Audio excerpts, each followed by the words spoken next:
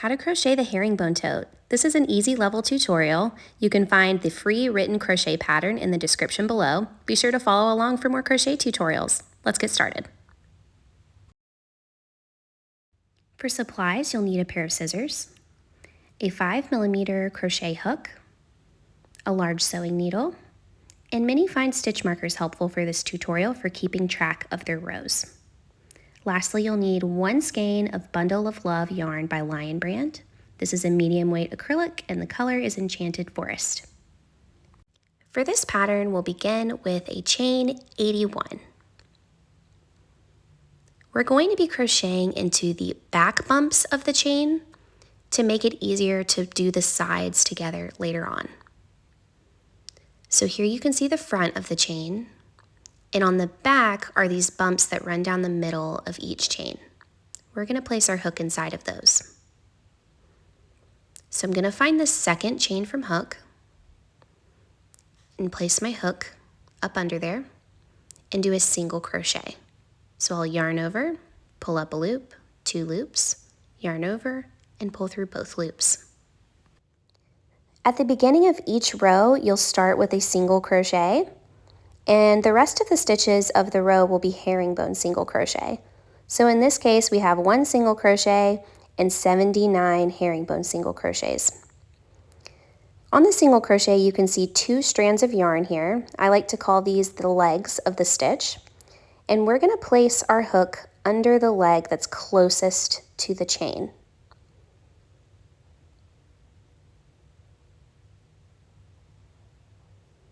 I should have 2 strands on my hook. Now I'm going to find the next back bump or the next chain and place my hook to have 3 loops on my hook. Yarn over, pull up a loop, 3 loops on my hook, yarn over, and pull through all 3 loops. For this stitch, you want to make sure that you're not going too tightly. It will make it very challenging to get under the next stitch. Here we have 3 strands. We're going to do the exact same thing. We're going to find the strand closest to the chain and place our hook under it.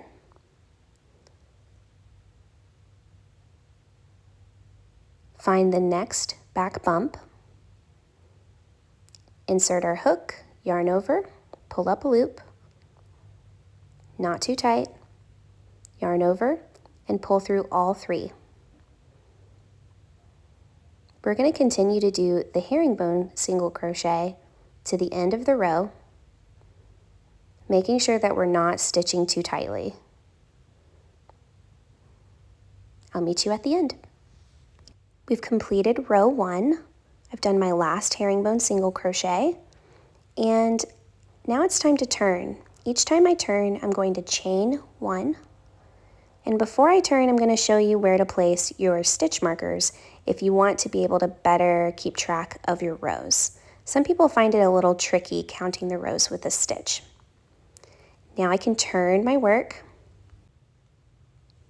And now it's important to note that with this stitch, there is a right side and a wrong side. We are on the wrong side on row 2. So we're going to be working into the front of our work.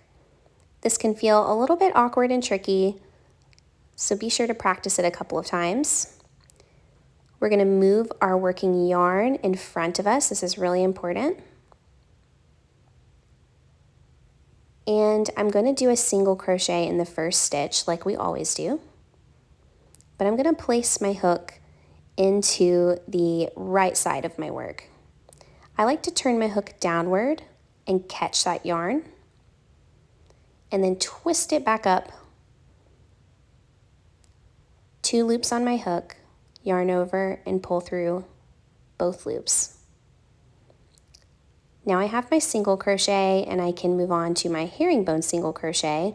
I've got my 2 strands here. I'm going to find the strand closest to my next stitch. I place my hook under that strand, making sure it's on the right side of my work.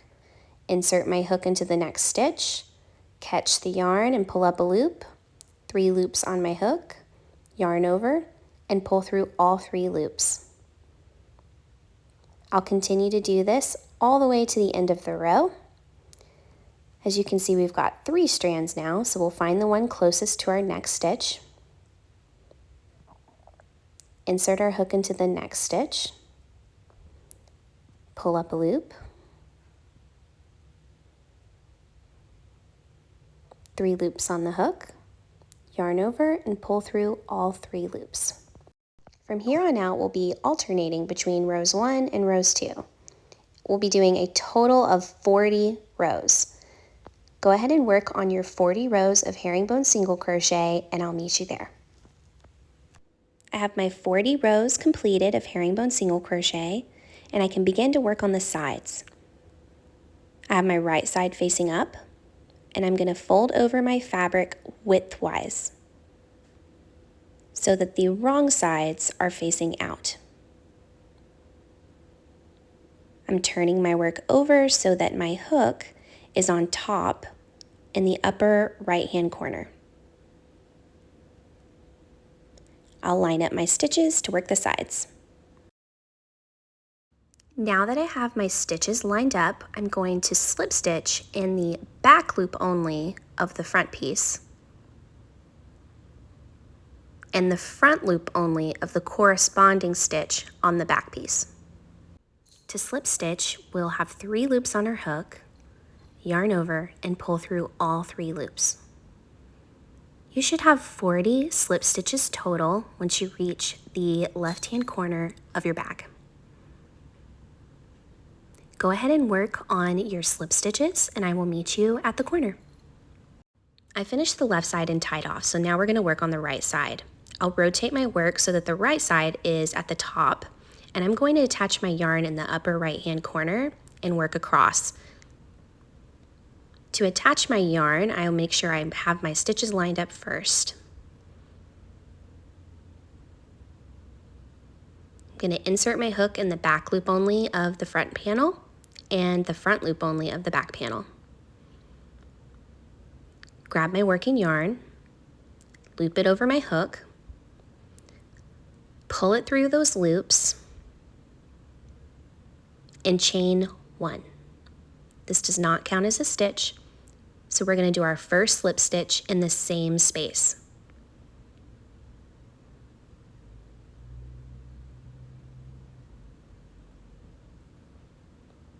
Again, there will be 40 slip stitches total once you reach the next corner of your bag. Take care to make sure that you are lining up your stitches correctly, and I'll meet you at the corner. Once the right side is complete, stop. We are not going to tie off. We'll pull out our hook so that we can turn our work right side out.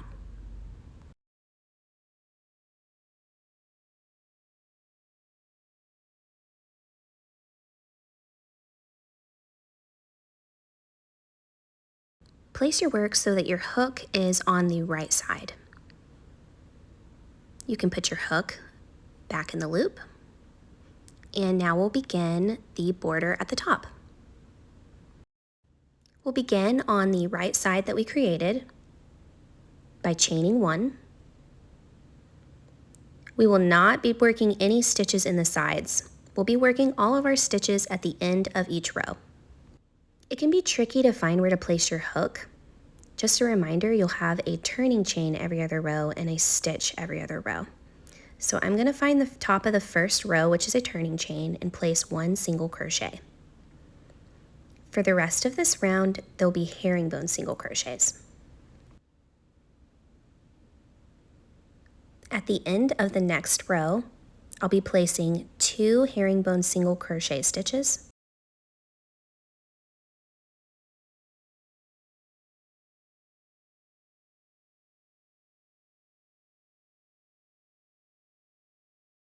So I should have a single crochet and 2 herringbone single crochets.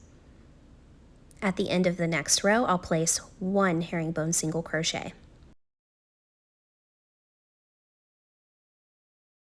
I'm going to repeat the pattern of 1 herringbone single crochet, then 2 herringbone single crochet until I've done it 19 times total. I should have 1 single crochet and 59 herringbone single crochet when I reach the left side of my bag. Go ahead and work your stitches to the left corner and I'll meet you there. I've completed my side here and I'm to my left side. I am not going to place any stitches here. Instead, I'm going to squeeze my sides together and place my next herringbone single crochet in the end of the next row. I'll place one herringbone single crochet, and we're going to continue the pattern of one herringbone single crochet in the end of the row, two herringbone single crochet in the end of the next row, all the way across until we complete the round. You should have a total of 60 herringbone single crochets on this side. Go ahead and work your 60 herringbone single crochets and I will meet you at the end of the round. I have 119 herringbone single crochet and one single crochet. Now I'm ready to close the round, so I'm going to find the top of my first single crochet. The chain does not count as a stitch, and I'm going to slip stitch to close this round. Chain one, and your first round should look like this. For herringbone single crochet in the round, you do not need to turn, so we'll be working in the same direction for all of the rounds going forward. For the next two rounds, we'll start with a single crochet in the same space as my chain one, and we'll do one herringbone single crochet in each stitch all the way around for a total of 119 herringbone single crochet. Go ahead and work the next two rounds and I'll meet you there. You should have 3 rounds of herringbone single crochet at this point. Now we can begin to construct our straps. I'll start the round with a single crochet, and I'll herringbone single crochet in the next 14 stitches. I have the first 15 stitches of my round completed, and I'll chain 60 for the first strap. It's really important to make sure your chain doesn't get twisted when it's time to reattach it to the bag. I'll skip 30 stitches, and in the very next stitch after my 30 stitches, I'll do a single crochet to attach the chain. Now we're going to herringbone single crochet in the next 29 stitches.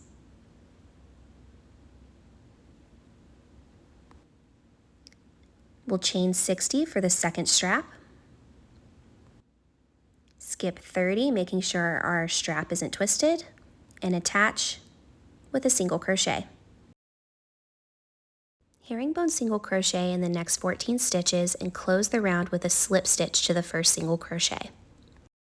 The next round begins with a chain 1 and a single crochet, then we'll herringbone single crochet in each stitch all the way around. For the straps, it looks best if you work into the back bumps of the chain once again like we did in the beginning, making sure that you don't get the strap twisted before you do your first stitch. For the last and final round, we'll begin with a chain 1, a single crochet, and 1 herringbone single crochet in each stitch all the way around for a total of 179. We'll close our final round with a slip stitch to the top of the single crochet, and we can tie off and weave in our ends. We did it, friends. Be sure to like and subscribe if you enjoyed this tutorial, and until next time, happy crocheting!